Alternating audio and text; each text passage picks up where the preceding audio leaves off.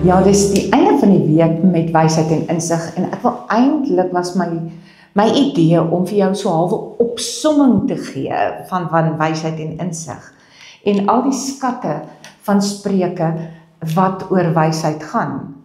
En in Spreuke 2 vers 1 en 5 staan daar: my kind, as jy my woorde aanneem en my gebooie onthou, dan sal jy verstaan wat die vrees van die Here is en kennis van God vind. As jy een woord moet kies, en ons almal ken daai woord, om die boek van Spreuke op te som, is dit 'n wysheidsboek. Maar nie net enige wysheid nie. Dit is goddelike wysheidsboek. Wysheid wat jou nie slimmer maak nie, maar slimmer en beter maak. 'n wyser mens met 'n sagter hart, 'n skerper oordeel en 'n dieper liefde van wat dit reg is. In Spreuke het ons saam gesien dat wysheid hand aan hand met jou saamstap, byna soos 'n lewensmaat, nee. Wysheid help jou om op die regte pad te kies, want dit is moeilik. Onthou julle die doolhoofde?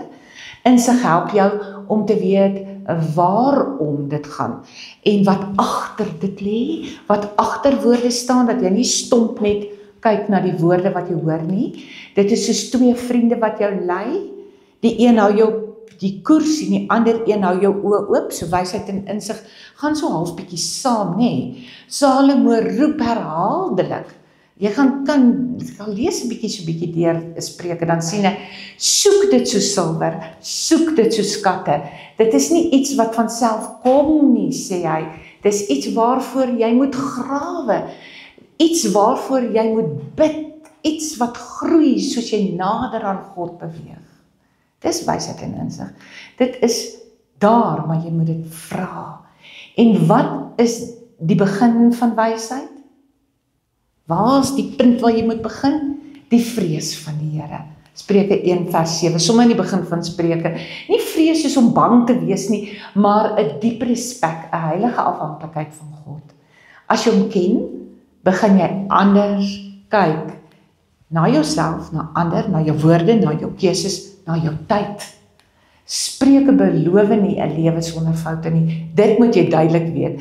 Maar dit wys ons die pad waar ons saam met God groei, leer, val, opstaan, ja, en stadig 'n lewe bou wat regtig wys is. Ek sluit hierdie week af met wysheid om saam met jou te bid. Here, ek wil die wysheid hê, nie net om die regte dinge te weet nie, maar om die regte te leef.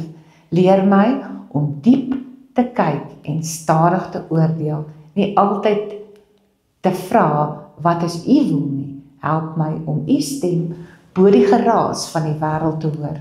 Gee my insig om u hand in alles te herken. Amen.